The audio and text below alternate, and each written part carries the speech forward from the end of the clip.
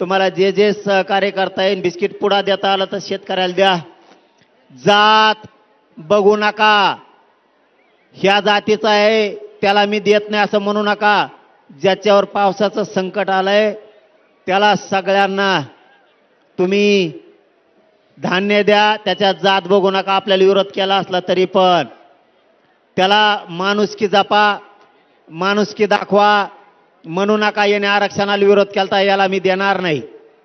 आपण शेतकऱ्यात जात बघू नका, सगळ्याच्या मदतीला धावून जा.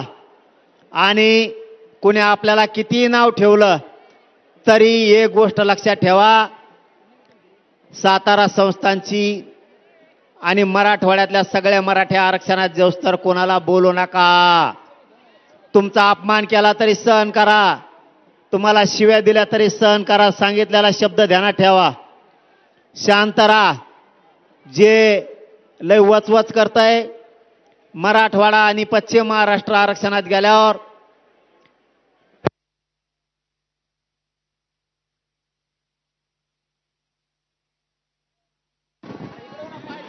Hello hello hello hello hello कोणी जर आपल्याला त्रास दिला, त्रास सहन करा. माझा ऐका. हॅलो गरज आहे आपल्याला मराठवाडा आणि पश्चिम महाराष्ट्र आरक्षणात जाऊस्तर एखाद्या शिया दिला, त्रास दिला तरी सहन करा. लय वळवळ करतोय का एखादा? पश्चिम महाराष्ट्र आणि मराठवाड्यातले मराठी आरक्षणात गेल्यावर पहिला नंबर त्याचा लावून त्याची जिरू. पण आता ते वेळ नाही. आणि एक महत्वाचं सांगतो, यांना कुत्र सुद्धा विचारित नाही म्हणून आपल्या विरोधात बोलते. त्यांच्या अंगावर जाऊ नका. घेण्या देण्याचं संरक्षण लावायसाठी तसं करते ती. संरक्षण इकडून तिकडून हिंडाव, यांना त्यांच्या जाती सुद्धा किंमत नाही.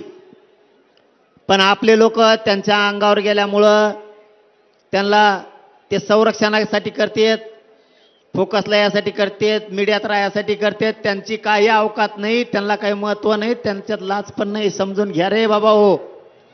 इकडे येतेत बोंबलतेत, मग आपण त्यांच्या मागा लागतो. त्याला लागत संरक्षण आणि त्याला कुत्रं विचारित नाही. कवा 3-4 जणच लय मजा येईन त्यांची. पण मराठी एकदा आरक्षणात जाऊ द्या आणि मग बोलून दाख म्हणा.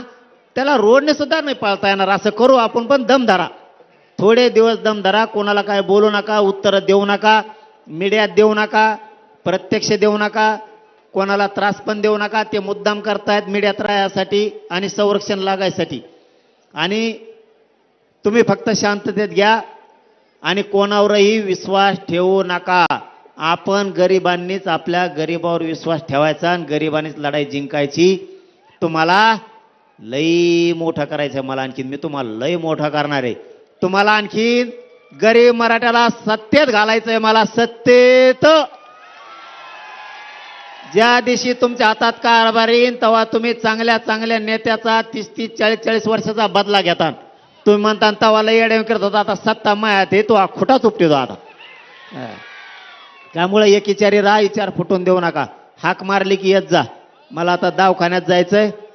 धन्यवाद. तुम्हाला खूप खूप शुभेच्छा. जय शिवराय. धन्यवाद. यानंतर राष्ट्रगीत. राष्ट्रगीतासाठी उभा राहा. एक पुस्तकाचं प्रकाशन